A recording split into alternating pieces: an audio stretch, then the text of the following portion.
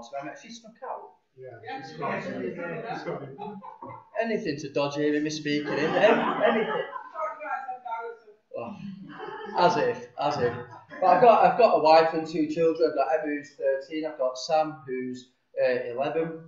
And just to give some context of my background, I've been around church my whole life. When I was a child, my dad was the pastor of the Elim Church in Oldham.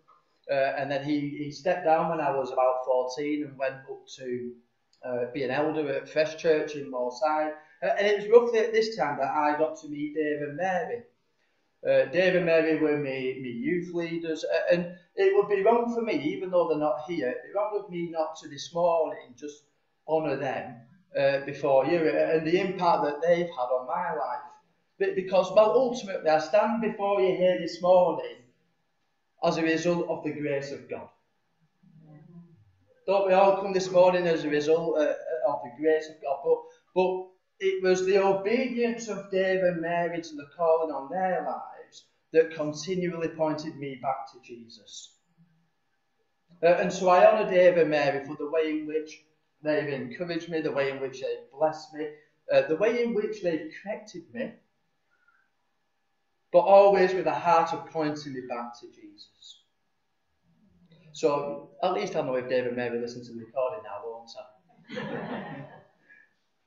But no, they're a fantastic couple, and you know you're blessed to have them with you here, and they've been a real source of encouragement and blessing to me in my life.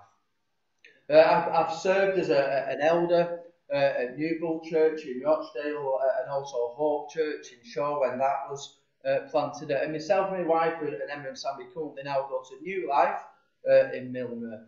So that just gives you a little bit of context in regards to sort of my upbringing, my background. I've worked in education for the last 10 years, which I absolutely love.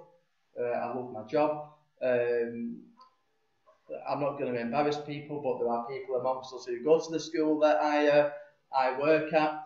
It's quite remarkable in terms of, you know, I'm sat here, you know, we've got a small number here. I've worked at 2 schools. I've worked at Bury Church of England, where Dave and Sue's grandchildren go to, and I've worked at St Anne's, where people go to that are with us today. It's bizarre, but I love the job. I love the pastoral side of being to support people, and again, that's been a real source of blessing for me. I want to speak this morning from Exodus chapter 13. I'm only going to read 2 verses to you, but I just want to give some sort of context to what it is that I want to share. They say, don't they, that if you take the text out of context, all you're left with is a con. So it's really important that, you know, if I'm just going to read 2 verses out to you, then I should really give you the context as well. The Israelites have been held in captivity in Egypt for a long time. And they're coming to this point where God is going to lead the Israelites in a miraculous way out of Egypt. And he's entrusted and equipped Moses to go to Pharaoh to say to Pharaoh, let my people go. But we see Pharaoh's heart and he doesn't let them go, and God sends the 10 plagues. And after the 10th plague, the killing of the firstborn sons, Pharaoh comes to a point and says, right, let the people go. And we're at this point now in Exodus chapter 13, where Moses is leading the people, the Israelites, out of Egypt. And I just want to read 2 verses from verse 17. So Exodus chapter 13, verse 17 and verse 18. It says this, when Pharaoh let the people go, God did not lead them on the road through the Philistine country, though that was shorter. For God said if they face war, they might change their minds and return to Egypt. So God led the people around by the desert road towards the Red Sea. The Israelites went up out of Egypt armed for battle. We've got 2 verses. In verse 17, God did not lead, and in verse 18, God led. And so just very quickly this morning, I want to ask the question, are we on the path this morning that God is leading us on? And I want my first encouragement to us this morning to be this: don't go looking for shortcuts. Don't go looking for shortcuts. There were two routes that the Israelites could have taken as they were going out of Egypt. One route would have looked very desirable. It was a shorter route. It would have led them through trade where they could purchase water and food, where they could purchase essentials. However, God did not lead. But God led them on the desert road into the wilderness towards, to all intents and purposes, what seemed to be a dead end, towards the Red Sea. It looked probably hopeless to them, but the key thing we're getting here is that the words are this: God led. God led. And so, my question this morning is, where is it that God's leading? Where is it that God's leading me this morning? Where is it that God's leading you this morning? And to be a source of encouragement that even if that road looks like it might be leading to a dead end, even if it looks like it's leading nowhere, even if it's looking like things are seeming impossible, just rest in the truth and the knowledge of that God is the one who's leading. That God is the one who's leading. Let me tell you a story about shortcuts. Have you ever been in a car and you're going somewhere and somebody says to you, I know a shortcut? My dad used to say it all the time when I was a kid, and it used to send shivers down my spine. Because I can guarantee you one thing, whenever my dad said, I know a shortcut, it was never ever a shortcut. It always led to umpteen problems somewhere along the way. But I'm going to reflect it back onto me. Me and Karen and Emma and Sam, when we started going to Hull, there was a man who lived in Withenshaw. And when we first started going, he invited us round to his house. I say he invited us, he invited the whole church. It was sort of like a gathering just to go and meet new people. And it was a really blessed time. And we left at about 10:30 p.m. And we was making our way home. And we got to the motorway, and the motorway was closed. And I said to Karen, don't worry, I know a shortcut. So we took the shortcut that I know. And then we ran into another set of problems. And I said to Karen, don't worry, I know a shortcut from here.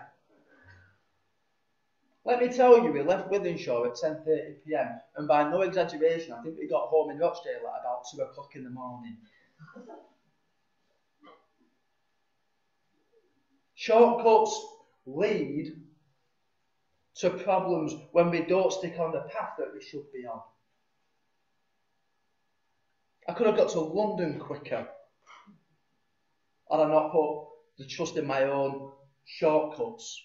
If I'd not put my trust in what I felt was right, if I'd not put my trust in the things that, or in the ways that I knew best. And that leads me on to my next verse that I want to share. And it's a very well-known verse. I'm sure that you'll all know it. But it comes in Proverbs chapter 3 and verse 5 and verse 6. Trust in the Lord with all your heart, and lean not on your own understanding. In all your ways acknowledge him, and he will be the one that directs your paths. Trust in the Lord with all your heart. Lean not on your own understanding. In all your ways acknowledge him, and he will be the one that directs your paths. And I want to use them two verses in Proverbs just to have a reflection of some of the things from the Israelites here in this passage. And how the truth of Proverbs 3 verses 5 and 6 is a reality for the Israelites as they're leaving Egypt and across the Red Sea. So trust in the Lord with all your heart. So in every aspect of your life, in every decision that you make, in every path that you take, trust in the Lord. Here the Israelites are being led by Moses. They've got two paths to take, and they trust in the Lord. They do not take that shorter route, but they see where it is that God's leading. And Moses is leading them what seems to be into a dead end, that seems to be into a troubled area, but nonetheless they trust in the Lord. And so they take that path that God is leading them on. And quite a key thing here as well that I want to point out, the Israelites went out of Egypt armed for battle. They went out armed for battle. They were prepared in the walk that they were taking. They were prepared and equipped for the journey that God was taking them on. And it's really important that, as we step out into the things that God's leading us into, as we step out onto that path that God's taken us, that we're ready, that we're prepared, that we're equipped. The Israelites went out armed for battle. And it says as they went out, it says in verse 21 in Exodus chapter 13, by day the Lord went ahead of them in a pillar of cloud to guide them on their way, and by night in a pillar of fire to give them light, so they could travel by day or night. Neither the pillar of cloud by day nor the pillar of fire by night left its place in front of the people. When we're on that path that God is leading us on, He is with us, He is before us, He is behind us, He is surrounding us, He's guiding us, He's protecting us. And He never left them. Never left them. And so they're taking this journey. However, God then says, as you're taking that journey, God says, I'm going to harden Pharaoh's heart. In verse 4 of chapter 14, I will harden Pharaoh's heart, and he will pursue them, but I will gain glory for myself through Pharaoh and all his army, and the Egyptians will know that I am the Lord. As we're on the path that God is leading us, things may come against us, but if we continue to trust in Him, God will be glorified. God will be glorified as we take that path that He's leading us on. God will gain glory for Himself, and He gained glory through Himself through Pharaoh and his army, and He will gain glory for Himself in your lives as things will seem to come against you if all we do is trust in Him with all your heart and lean not on your own understanding. The second thing that I want to mention from this passage, it tells us in verse 8 of chapter 14 that the Lord hardened the heart of Pharaoh, king of Egypt, and he pursues the Israelites, and it tells us that the Israelites were marching out boldly. They were marching out boldly, knowing that God was with them, knowing that God was before them, was behind them. They had a boldness as they went out. However, look at this in verse 10. As Pharaoh approached, the Israelites looked up, and there were the Egyptians marching after them. They were terrified and cried out to the Lord, and they said to Moses, was it because there were no graves in Egypt that you brought us to the desert to die? What have you done to us by bringing us out of Egypt? Didn't we say to you in Egypt, leave us alone, let us serve the Egyptians? It would have been better for us to serve the Egyptians than to die in the desert. So within a matter of a couple of verses, the Israelites are marching out boldly, but then fear comes upon them. What's the difference between the marching out boldly and the fear coming upon the Israelites within them two verses? It's as simple as this. There is a change of perspective. Their sight goes from where it is that God's leading onto Pharaoh pursuing. And when we allow our vision, when we allow our view, when we take our eyes on the things that God's doing, and we allow our sight to be on the things that the enemy will be seeking to do, we start to become fearful. It says in Colossians chapter 3, verse 1 and 2, Paul writes, keep your hearts and your minds on the things of heaven. Keep your eyes gazed on the things that it is that Jesus is doing. Don't allow yourself to be distracted by those things that would pursue you. Don't allow yourself to be distracted by things that will seek to come up behind you. But keep your eyes firmly fixed on God. Where it is that He's leading, where it is that He's directing. Proverbs 3 verse 5, do not lean on your own understanding. You know, when we start to lean on our own understanding, it's when we take our eyes off God. When we start to lean on our own understanding, it's when we take our eyes off God. And you know, there's been multiple times in my life where I've lent on my own understanding, where I felt that I know best. And I don't know about you, but when I've done that, it's never ended well. It's never ended well. Do not lean on your own understanding. The Israelites, they take their eyes off God, they take their eyes off the promise, and they're quick to forget. They're quick to forget. All of a sudden, their focus changes on what it is that God's doing, and now they'd rather turn around and go back to Egypt. Would it not have been better to just remain in Egypt? They were quick to forget what Egypt was like. Let's not be those that lean on our own understanding,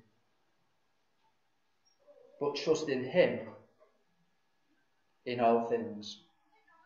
But then in verse 13 of Exodus chapter 14, and I would encourage you, if you've not got this verse underlined or highlighted, make sure this verse is highlighted. Moses answered the people, do not be afraid. Stand firm, and you will see the deliverance the Lord will bring you today. The Egyptians you see today, you will never see again. The Lord will fight for you. You need only be still. You need only be still. Do you know what be still? We hear a lot about be still. Do you know what be still means? It essentially means this. Stop trying to be God and allow God to be God. Stop trying to come to your own solution. Stop trying to come up with your own answers. If you are trying, just stop trying and allow God to be God. I said earlier on that the Israelites went out armed for battle. They were prepared, they were equipped. It says that in chapter 13 and verse 18. But it says here, as Moses is speaking, the Lord will fight for you. The Israelites were equipped, they were armed, they were ready, but the Lord will fight for you. You know, whatever it is that you're facing, whatever challenges that you're coming across, whatever struggles, whatever difficulties, one thing that we should never forget is that the battle belongs to the Lord. The battle belongs to the Lord. We ought to be ready. We ought to be equipped. We ought to be prepared for the things that come against us, but the battle belongs to the Lord. We only need be still and allow God to be God. To allow Him to be the answer, to allow Him to be the solution, to allow Him to be the one that directs us, to allow Him to be the one that guides us, to allow Him to be the one that strengthens us, to allow Him to be the one that protects us. You need only be still. And when we allow the Lord to fight for us, when we are still and allow God to be God, we are able to stand firm.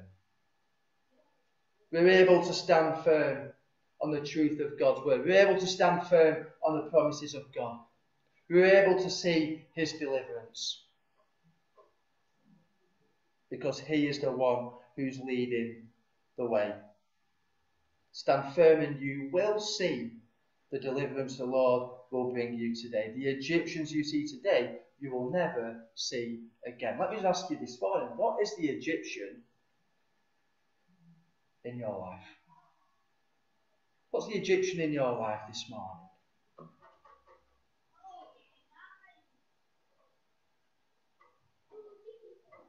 Because if we believe God's word to be true, whatever the Egyptian is in your life, if we're just obedient to stand firm and to trust in him and allow God to be God, he will bring about that deliverance. And that Egyptian that you see, you will never see again.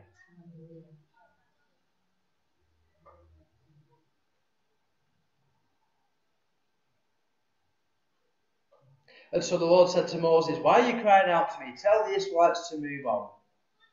Raise your staff and stretch out your hand over the sea to divide the water, so that the Israelites can go through the sea, through the sea on the dry ground. I will harden the hearts of the Egyptians, so that they will go in after them, and I will gain glory through Pharaoh and all his army, through his chariots and his horsemen. The Egyptians will know that I am the Lord when I gain glory through Pharaoh, his chariots, and his horsemen. For a second time, we see God will be glorified. God will be glorified. Then the angel of God who had been travelling in front of Israel's army withdrew and went behind them. The pillar of cloud also moved from in front and stood behind them, coming between the armies of Egypt and Israel for the night. And throughout the night the cloud brought darkness to one side and light to the other, so neither went near the other all night long. And we see Moses stretched out his hand over the sea, and all that night the Lord drove the sea back with a strong east wind and turned it into dry land. The waters were divided, and the Israelites went through the sea on dry ground with a wall of water on their right and on their left. And it says in verse 23, the Egyptians pursued them, and all Pharaoh's horses and chariots and horsemen followed them into the sea. During the last watch of the night, the Lord looked down from the pillar of fire and cloud at the Egyptian army and threw it into confusion. He made the wheels of their chariots come off so that they had difficulty driving. And the Egyptians said, let's get away from the Israelites. The Lord is fighting for them against Egypt. Even the Egyptians realized and recognized the presence of God. And when we are obedient to that God's saying, when we're on that path that God's leading, when enemies will seek to come against us and we stand firm, even our enemies will see God at work.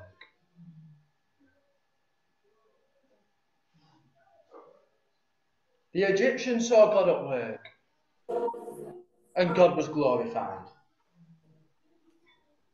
Then the Lord said to Moses, stretch out your hand over the sea so that the waters may flow back over the Egyptians and their chariots and horsemen. Moses stretched out his hand over the sea, and at daybreak the sea went back to its place. The Egyptians were fleeing towards it, and the Lord swept them into the sea. The water flowed back and covered the chariots and horsemen.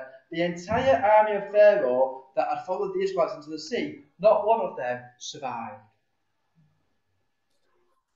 God's promised just a few verses earlier, the Egyptians you see before you, you will never see again. And it says in verse 28, not one of them survived.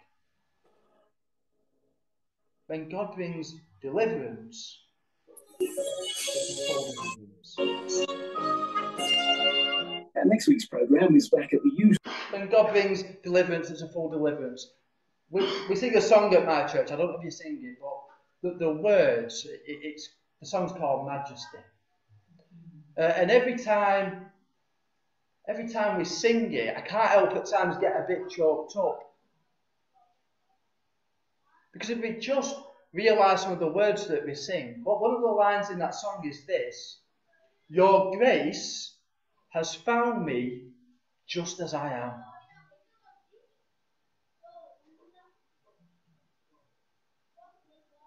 And no matter what it is that we've done, no matter where it is that we've come through, God's grace will always find you just as you are.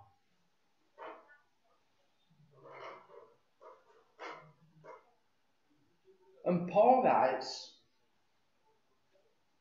that God's grace is sufficient.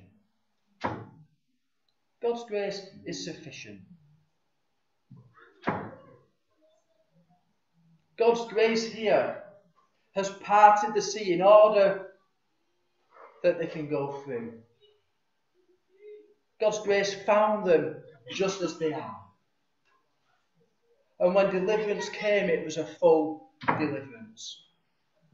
And when God's grace came and met with me, and when it came and met with you, it didn't just meet us at 50%. It was a whole deliverance. And God set you free. And God set you free.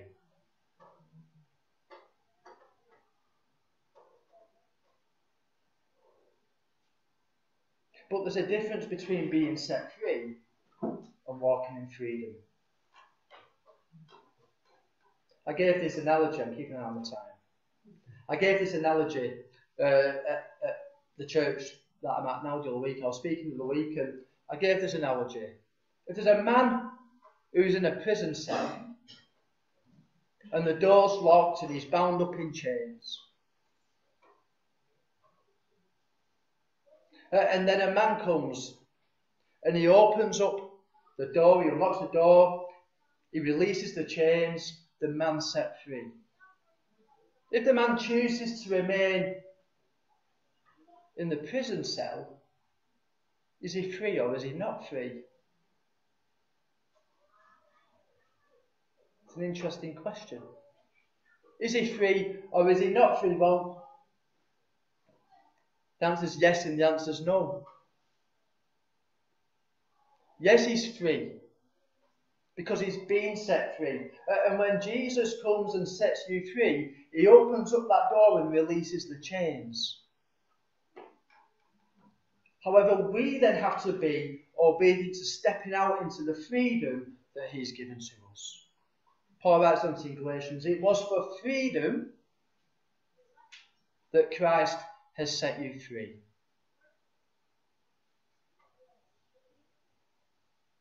And here, the sea's been parted in order that the Israelites can walk through and start to walk into the freedom that God had for them. This morning, are we walking in the freedom that God's given to us? This morning, are we walking in the freedom? We've come to the table this morning. Jesus poured out his blood in order that we could walk in this freedom. Don't allow yourself to remain seated in the prison cell, but to step out into the unknown. Step out into the plans and the purposes that he's got for us and enter into that freedom that he's given to you.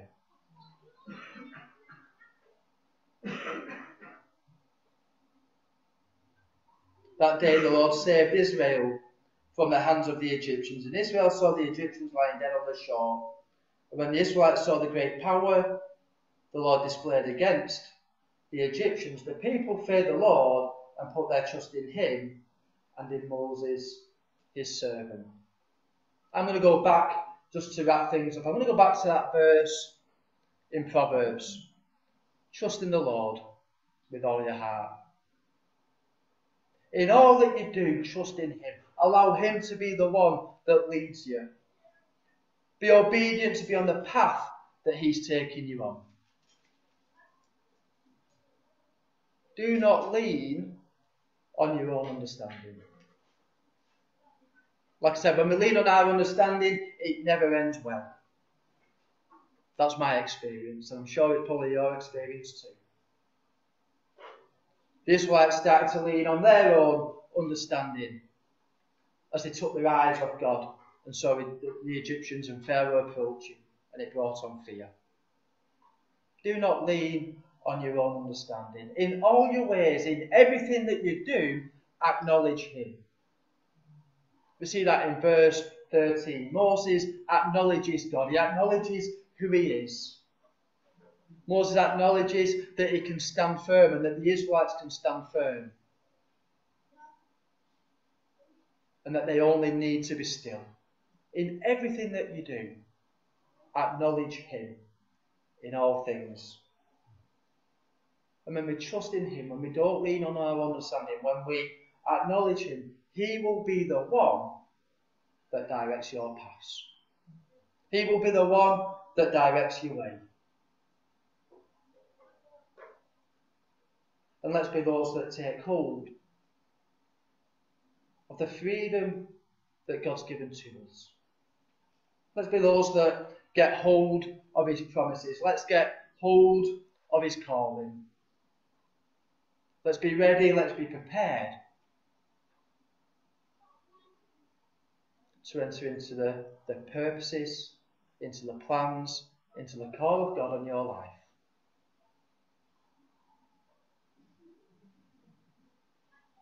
And this morning, know that God's grace is sufficient for you and will meet you just as you are.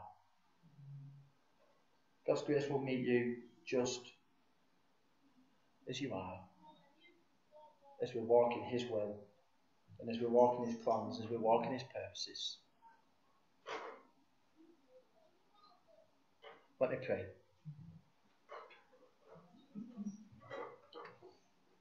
Father, I thank you for the word. I thank you that we can be those that can come before you, that we can trust in you with all things. Father, I for myself want to seek forgiveness, Lord, for the times where I've tried to maybe do it in my own strength. I've maybe tried to do it in my own understanding. And Father, for myself and for each of us this morning, would we be those that continue to look to you, to allow you to be the one that leads us, to allow you to be the one that directs our path?